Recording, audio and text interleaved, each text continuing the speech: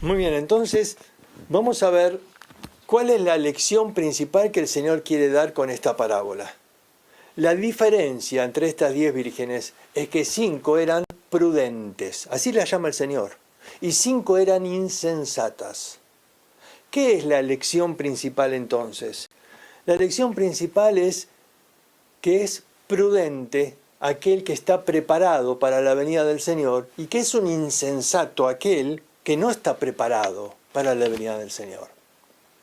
La lección principal es: tengo que estar preparado. ¿Cuál es la aplicación de la parábola entonces para nosotros hoy? ¿Estás preparado para la venida del Señor? Si no lo estás, el Señor dice que eres un insensato. Estás viviendo tu vida normalmente, pero no estás preparado y el Señor viene y no estabas listo. Un insensato. ¿Te das cuenta?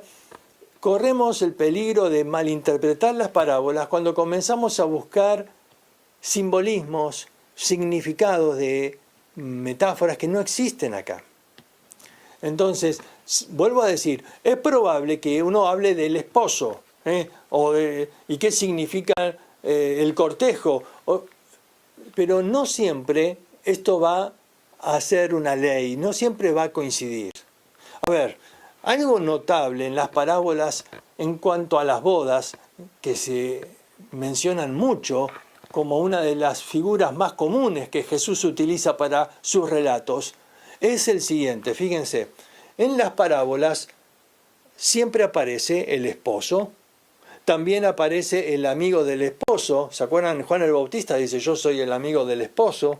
También aparecen los invitados a las bodas, como vimos en la parábola anterior. También aparece el cortejo de la novia. Pero hay alguien que no aparece.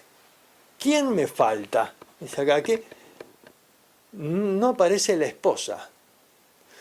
En los evangelios, en ningún relato de ninguna parábola hay mención a la esposa. Bueno, porque la esposa es la iglesia, y la iglesia todavía era un misterio escondido en este momento. Pablo dice después: a mí me ha sido revelado este misterio, el de Cristo y la iglesia, el del casamiento, Efesios capítulo 5. Todavía no estaba revelado el misterio de quién era la esposa, así que no se menciona nunca a la esposa. Esto es algo llamativo en las parábolas, ¿ves? Hay otros componentes, pero la esposa no aparece.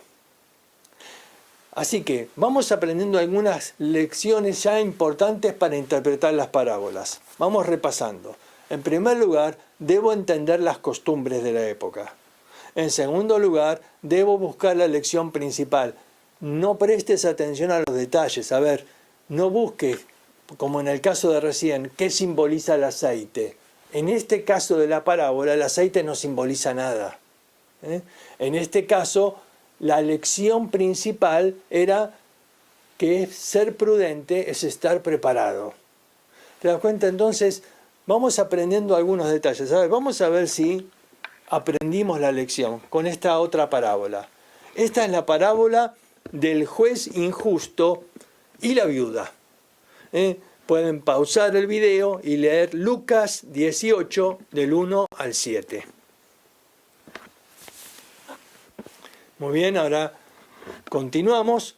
Entonces, ahí pudiste ver que la viuda va insistentemente al juez. Y el juez actúa de una manera, él dice: esta viuda mejor le doy lo que pide porque me va a cansar. Va a venir a cada rato, me va a cansar, así que me conviene darle lo que le pide. A ver, ¿a quién representa la viuda? Uno dice: a nosotros, los creyentes. ¿Y a quién representa el juez injusto? ¿A Dios? ¿Te parece? ¿Te parece que Dios está representado por un juez injusto y que Dios contesta la oración como el juez diciendo: mejor le doy lo que me pide porque me va a cansar? No. ¿Te das cuenta? No puedo buscar, como si fuera una analogía, qué es cada uno de los objetos de la historia, sino entender el objetivo, la lección principal. En este caso, la pregunta es: ¿Cuál es la lección principal que Jesús enseña con este relato? La lección principal que él enseña es que la insistencia tiene sus frutos. Esta mujer consiguió lo que quería por su insistencia.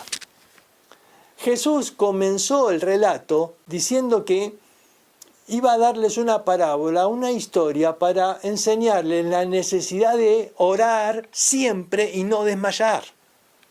Para enseñarles la importancia de ser insistentes en la oración.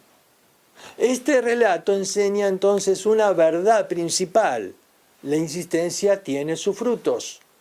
Y esto es comparado entonces con la verdad espiritual que quiere enseñar. Debo orar con insistencia. ¿Te das cuenta? La parábola entonces tiene un objetivo y yo debo centrarme ahí, buscar cuál es esa lección principal. Vamos a una más. Lucas capítulo 16. Es la parábola del mayordomo infiel. Lucas 16, versículos 1 al 13. Entonces, pon otra vez en pausa el video y lee estos 13 versículos para buscar entender bien lo que el Señor nos quiere enseñar con esta parábola. Muy bien. Ahora entonces vamos a tratar de analizarla. En esta parábola hay un mayordomo que el amo lo iba a echar. Lo iba a echar porque evidentemente fue un mayordomo infiel, como dice el título de la parábola. Entonces lo iba a echar. Pero este hombre comienza a razonar, a pensar. La verdad es, ¿qué voy a hacer ahora? Porque yo ya soy viejo. Ya no estoy en condiciones de dedicarme a cavar pozos. Por otro lado, mendigar me da vergüenza. Yo soy un hombre de prestigio. Así que, ¿qué voy a hacer ahora? Ya estoy grande, nadie me va a dar trabajo. Y entonces este hombre, que era muy astuto, comenzó a llamar a algunos deudores de su amo y le dijo: tú debes 100, escribí 50, listo. Y el otro, escribí 30. Pero este hombre le está estafando a su amo, le está haciendo un daño tremendo. Sí, pero él está ganando amigos. ¿Por qué hizo esto este mayordomo? Bueno, porque cuando lo echen, total ya me iban a echar igual, así que cuando me echen, yo voy a ir a ese hombre y voy a decir: ¿te acordás cómo te ayudé? Bueno, ahora yo necesito ayuda. ¿Me das un trabajo? ¿Me ayudás a mí ahora? La astucia de este hombre era ganar amigos mientras podía. Él tenía una lección acá que enseñarnos. A ver, ¿a quién representa el mayordomo injusto? A nosotros. ¿Qué representan las riquezas injustas? Esto quiere decir que tengo que ganar almas usando el dinero injusto, que puedo robar y... No. A ver, vuelvo a decir, los componentes de la historia no son lo importante acá, sino la lección de la historia. ¿Cuál es la lección que el Señor quiere enseñarnos con esta historia? La lección es que hay que prever para el futuro. El amo felicitó al mayordomo, no dice que lo perdonó, seguramente lo echó de una patada peor que antes, porque le estaba haciendo daño, pero lo alabó, lo felicitó, porque dijo: la verdad reconozco que sos inteligente. ¿Por qué? Porque este hombre hizo algo, él previó para su futuro. Ganó amigos mientras podía para que después ellos los reciban. Y el Señor entonces va a sacar algunas conclusiones de esta historia. Y Él va a decir así, por ejemplo, en el versículo 9: yo os digo, ganad amigos por medio de las riquezas injustas, para que cuando éstas falten, os reciban en las moradas eternas. Ahora, Jesús está hablando acá de las moradas eternas del cielo. Y dice acá: ganad almas, ganad amigos por medio de las riquezas injustas para que cuando éstas falten, es decir, cuando te mueras, haya gente que te reciba en el cielo. Él está diciendo así, la gente en este mundo prevé para el futuro. Fíjense, ¿no? Hacen planes de jubilación para prever cómo voy a sostenerme cuando ya no pueda trabajar, cuando sea un viejito y no tenga forma de trabajar, ¿cómo me voy a sostener? Y hay planes de jubilación. Dice, los hombres en este mundo son astutos, prevén para el futuro. Pero ¿y el creyente? ¿Está previendo para el cielo? A ver, ¿estás invirtiendo para el cielo? Yo sé que algunos acá tienen confusión porque habla de este término, riquezas injustas. No está diciendo que son riquezas ganadas injustamente. El término injustas describe a todas las riquezas. La verdad es que el dinero va a ser puesto acá en comparación con Dios. Vamos a ver que Jesús va a sacar una comparación interesante acá de cómo el dinero a veces es un obstáculo que nos impide servir a Dios. El dinero compite con Dios, porque es muy poderoso en nuestra vida, porque ejerce una gran influencia, porque por amor al dinero, dice Pablo, uno hace muchos males. ¿Ves? Entonces, acá el dinero es injusto. Y dice, bueno, pero tú puedes usar eso para ganar almas. Mira, esta parábola enseña una verdad tremenda, que puede haber un milagro impresionante de usar algo material, injusto, pasajero, el dinero que es usado en el mundo para tantos males, que es causa de tanta corrupción. Yo puedo usar ese dinero y transformarlo en algo eterno. Pero si el dinero no es eterno, si el dinero se acaba, si no me puedo llevar nada cuando muero, pero yo puedo transformarlo en algo eterno, en valores eternos, si lo invierto sabiamente. ¿En qué? En ganar almas, dice, ganar amigos. Y entonces ellos te van a recibir. Cuando llegues al cielo, ellos van a decir, gracias a tu ofrenda yo llegué acá. ¿Te das cuenta? La posibilidad de invertir bien el dinero. Ahora, Jesús va a sacar más aplicaciones. Entonces va a sacar una segunda aplicación. Él va a decir en el versículo 10, el que es fiel en lo muy poco, también en lo más es fiel. Y en lo que muy poco es injusto, también en lo más es injusto. Acá el Señor va a tomar de la misma parábola para enseñar varias lecciones. Y Él va a decir acá, mira, el Señor va a tomar en cuenta cómo manejas el dinero. Si sos fiel en eso, el Señor te va a confiar también otras cosas. Porque el que es fiel en lo poco, también será en lo mucho. Pero si en lo poco sos injusto, fíjate, otra aplicación que el Señor saca, pero saca otra más. Dice en el versículo 11, si en las riquezas injustas no fuiste fieles, ¿quién os confiará lo verdadero? Ahora, acá está diciendo que las riquezas o el dinero en realidad no es lo verdadero es lo espiritual, eso es lo que perdura. Pero el dinero puede ser una buena forma de evaluar dónde está mi corazón, si soy fiel a Dios o no soy fiel. Y entonces, si yo no soy fiel en el manejo de eso, ¿cómo el Señor me va a confiar lo espiritual? Otra lección más va a sacar, Él va a decir, y si en lo ajeno no fuiste fieles, ¿quién os dará lo que es vuestro? Acá me habla del dinero y lo llama lo ajeno. Somos mayordomos, la verdad es que todo le pertenece a Él. Y el Señor me dio tiempo para administrar, dinero para administrar, un cuerpo para administrar. Nada de esto me pertenece, soy un mayordomo. Ahora, si en lo ajeno no fui fiel, ¿cómo me va a dar lo que es mío? Mira, el Señor está tomando un montón de lecciones de una misma historia. Una historia donde acá lo importante no era quién es este mayordomo infiel, sino simplemente el concepto de que él supo aprovechar su momento y que previno para el futuro. Y entonces ahora la traslada a nosotros y dice, mira, tú tienes una oportunidad ahora y tienes que pensar en lo eterno. Y entonces Dios quiere que seas fiel ahora en el manejo de tus bienes, que seas fiel ahora utilizando las cosas que Dios te dio como una herramienta para ganar almas. Y ellos te van a recibir en las moradas eternas.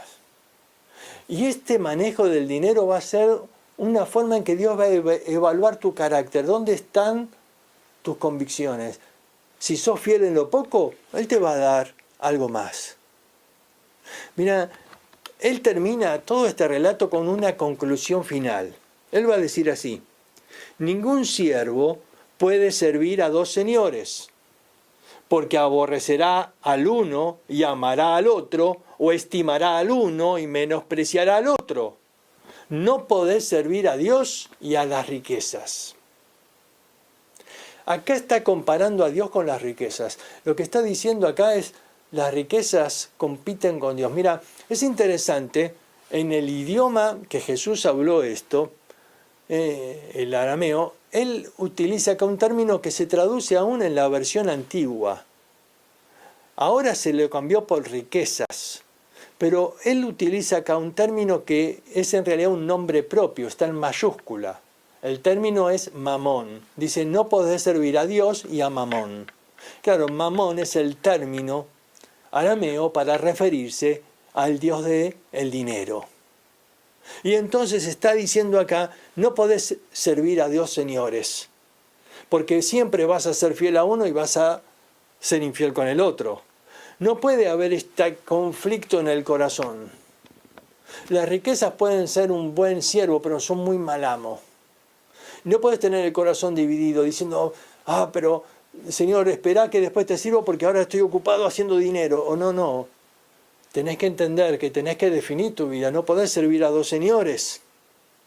¿Ves? El Señor está poniendo acá algo muy claro en cuanto al dinero. A ver, ¿por qué lo llama acá riquezas injustas? Porque el dinero compite con Dios. Es el Dios de este siglo, el ídolo, en realidad, de este mundo. Así como lo era Mamón en aquel tiempo. El dinero sigue siendo un ídolo hoy. Y hay personas que se sienten felices siempre y cuando tengan dinero. Y si no, se llenan de tristeza o de amargura o de enojo porque han perdido algo de dinero. El dinero parece que tiene el poder de darte felicidad, de darte paz. Uno siente paz cuando tiene y se siente inseguro cuando no tiene. El dinero parece que quiere ser omnipresente porque está en todo el mundo y parece que anhela la omnipotencia, que uno siente que con dinero lo puede todo. ¿Ves? El dinero es el ídolo principal en este mundo. El Señor le está diciendo: no podés servir a Dios y al dinero. No puede ser el dinero un ídolo en el corazón. Tenés que definirte, porque si no va a haber conflictos ahí, no podés.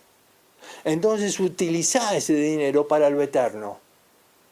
¿Te das cuenta? Una parábola que tiene una lección principal y que se puede aplicar a nuestra vida cuando la interpretamos correctamente. Por eso es tan importante aprender a interpretar las parábolas de una manera correcta, bíblica. Y alguien entonces pregunta: ¿y qué pasa con Mateo 13, del 3 al 9, la parábola del sembrador? ¿Qué pasa con esta parábola? ¿Por qué? Bueno, porque el Señor dice ahí que la semilla es la palabra de Dios. Esto es una metáfora. ¿Ves? No es literal que la palabra de Dios es una semilla, es como una semilla. Entonces es una metáfora. Y el Señor sigue explicando después y dice que esa semilla cae a veces junto al camino y vienen las aves y se la comen. Y entonces no nace. Y en otro caso cae en pedregales y entonces la raíz no es profunda. Y en otro caso cae entre espinos y estos crecen más fuertes y la ahogan. Y en otro caso cae en buena tierra y entonces da fruto. Ahora, uno dice: ¿ves? Acá cada parte de la parábola tiene su símil, es decir, su objeto comparado. La semilla es la palabra de Dios, El terreno de junto al camino es el que se olvida rápidamente, vienen las aves y se llevan la semilla, prendiste la televisión y se llevó y la persona no se acordó más de la palabra. Los espinos, dice, son los afanes de este mundo, y de pronto entonces la semilla no pudo crecer ahí, porque el amor al dinero, el amor a los placeres, todos los afanes de este mundo son más fuertes. Pero hay un corazón que es un buen terreno y que recibe la palabra y ahí da fruto. ¿Cuál es la lección principal acá? Bueno, no, tenemos que entender que acá, en este relato, no hay una historia. No dice, un día salió un sembrador y agarró una semilla y salió a sembrar y la sembró ahí junto al camino. ¿A quién se le ocurre sembrar la semilla junto al camino? ¿O a quién se le ocurre sembrar la semilla entre pedregales? No hay una historia acá. Esto no es técnicamente una parábola. Entonces, ¿qué sería? Bueno, sería la analogía del sembrador. A ver, esto es una analogía porque es un conjunto de metáforas. Pero la Biblia lo llama parábolas, claro, en el sentido genérico. Como explicamos al principio, es el mayal judío, es decir, es esta forma de lenguaje figurada, donde el Señor va a utilizar recursos literarios para ilustrar la verdad. Y en este sentido, parábola es un término genérico que va a referirse a distintos recursos literarios. En este caso, el recurso literario que usa es una analogía, es decir, un conjunto de metáforas, donde la semilla, el sembrador, es el que predica la palabra. La semilla es la palabra de Dios. Y los terrenos son las distintas personas donde esa semilla cae. Y hay personas que escuchan la palabra pero no prestan atención y después se olvidan. Y otros que su corazón está lleno de los afanes de esta vida, como los espinos, no crece. Pero en otros esa semilla cae y lleva fruto. Incluso después él va a agregar otros componentes a esta misma analogía. Y él va a decir, también no solo el sembrador sale, el enemigo también sale, pero lo hace de noche a escondidas y siembra cizaña. Ahora, la cizaña es algo parecido al trigo, pero se ve la diferencia cuando hay fruto, porque la cizaña no da fruto, el trigo sí da la espiga con el fruto, pero antes no se puede distinguir. Y la cizaña le quita fuerza al trigo, y entonces lo debilita. Por eso el enemigo sale a sembrar cizaña. Y entonces, ¿quién es el enemigo? Bueno, el diablo. Y la cizaña es lo que él siembra, que es parecido a los verdaderos creyentes. Son falsos creyentes que están metidos dentro de la iglesia para causar conflicto, división, para debilitar. Los discípulos le dijeron, Señor, ¿quieres que nosotros separemos el trigo y la cizaña? Jesús dijo, no es tarea de ustedes van a hacer lío. ¿Por qué? Porque ustedes van a sacar el trigo junto con la cizaña. A ver, no es nuestra función determinar quién es salvo y quién no. Vamos a hacer un lío bárbaro. Vamos a echar a uno de la iglesia pensando, no sos salvo, y sí, y era trigo. Y a la que es cizaña la vamos a dejar adentro. Nosotros no podemos saber con seguridad absoluta quién es verdaderamente salvo y quién es no. Así que Jesús dijo, ustedes no hagan esto, yo no lo llamé a eso, ustedes tienen que sembrar la semilla, nada más. Esa es tu tarea, sembrar la semilla. Pero Señor, ¿quién va a sembrar la cizaña del trigo? ¿Quién va a separar? Deja que los ángeles, ellos van a, cuando sea el momento, el día de la venida de Cristo, ahí ellos van a separar el trigo y la cizaña. Así que vos no te hagas problema, ese no es nuestro trabajo es sembrar la semilla. Pero el enemigo es enemigo, él va a sembrar cizaña, ese es su trabajo. Pues hacer tu trabajo, sembrar la semilla. Somos llamados a predicar el Evangelio. Ahora, ¿te das cuenta? Aquí hay una analogía donde cada personaje tiene un paralelo y donde el Señor está utilizando esta analogía para que podamos entender una verdad. Ahora, hay historias, como las parábolas que contamos, historias donde lo importante entonces es encontrar la lección principal. Y hay otras que pueden llamarse parábolas, pero es un término genérico que se refiere a recursos distintos de literarios, como era el mayal judío. Entonces ya vimos que una parábola puede ser la higuera, que representa un aviso. La higuera es lo primero que florece, dice en primavera, y cuando vos ves que florece, vos ya sabés, el verano está cerca. Es una metáfora. Acá vemos que hay una analogía porque hay un conjunto de metáforas. Tengo que distinguir cuando la palabra parábola se refiere a un uso genérico de cuando es técnicamente una parábola. La forma de encontrar la diferencia es cuando si hay un relato de una historia o cuando no lo hay. Por último, para cerrar este tiempo, tengo que mencionar una que a veces se malinterpreta, y es Lucas capítulo 16, cuando Jesús habla ahí del rico y Lázaro. Ambos mueren, ¿se acuerdan? Y el rico fue al seno de Abraham, Lázaro fue al seno de Abraham, pero el rico se fue al lugar de tormento.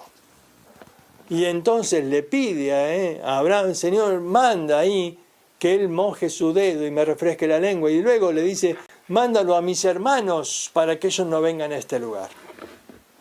Uno dice, ¿y qué significa esa parábola? Bueno, no es una parábola. A ver, esta no es una historia ficticia.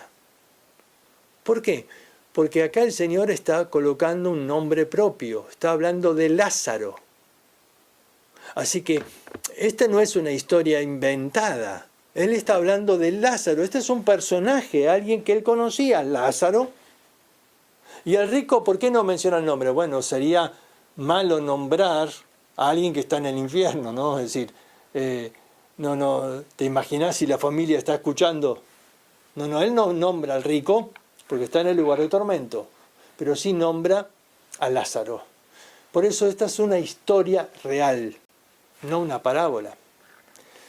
De todas maneras, si alguien intentara interpretarlo como parábola, recuerda que las parábolas son sacadas de la vida real, y esto implicaría que el relato, la historia, está tomada de algo real.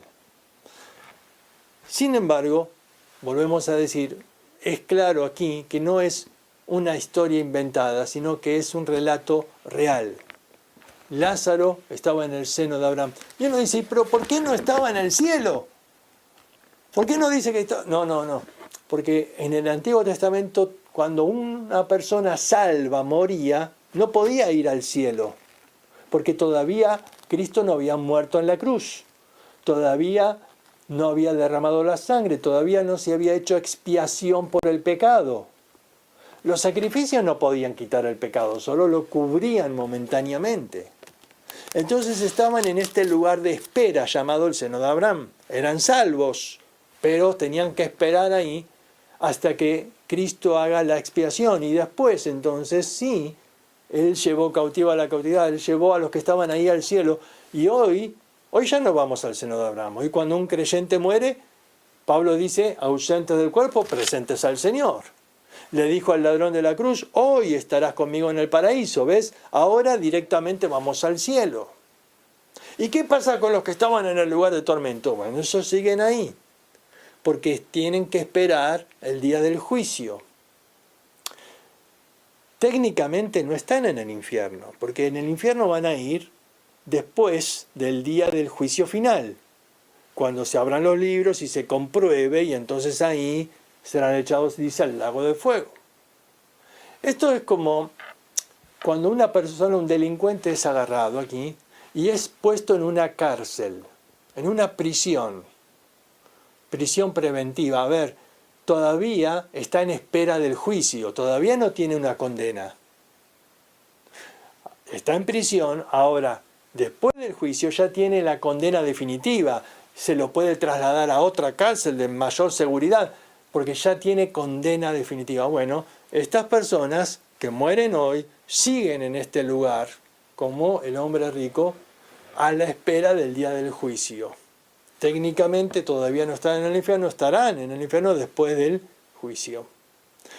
Lo que estamos diciendo entonces es que es importante diferenciar cuando es parábola o cuando es otro recurso literario. Muy bien, terminamos este segundo tiempo y vamos luego de la pausa y del descanso a ver el método sintético de Ageo que espero hayas hecho ya en esta semana. Muy bien, y antes de terminar tengo que hacer lo que se llama una fe de erratas. Esto significa mencionar que hubo un error y es necesario de aclarar. En la semana pasada dijimos que una metáfora, cuando se repite, es decir, cuando hay un conjunto de metáforas, esto es una alegoría.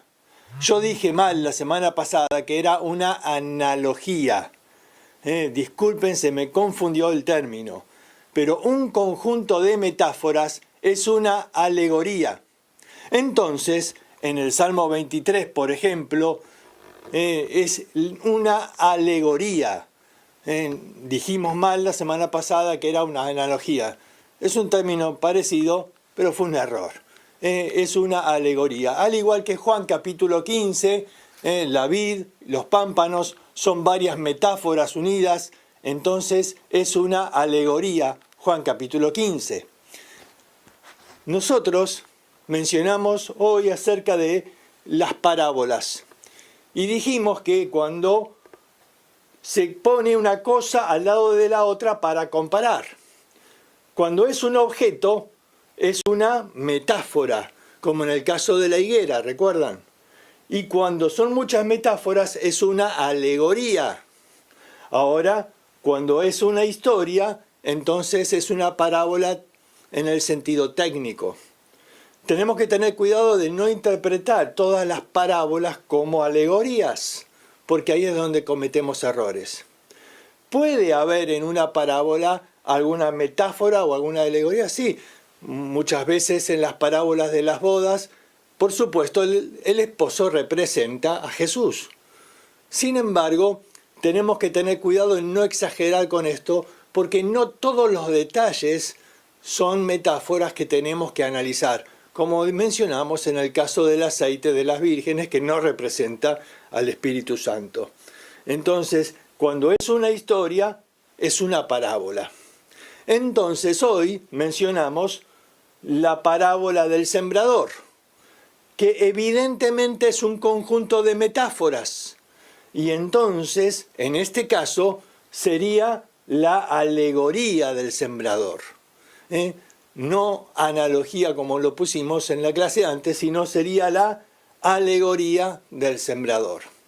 Entonces, claro, algunos me dijeron, bueno, esto puede haber sido una prueba para ver si están atentos a los apuntes. Pero solo una alumna se dio cuenta y es la que me lo hizo anotar, es la única que pasó la prueba. Otros me dijeron, bueno, esto es un buen recurso pedagógico, porque ahora no se van a olvidar que el término correcto es alegoría. Pero la verdad es que simplemente fue un error mío, así que les pido disculpas y aclaren por favor ese concepto. Muchas gracias, disculpen nuevamente el error y espero que sigan adelante con el estudio. Dios les bendiga.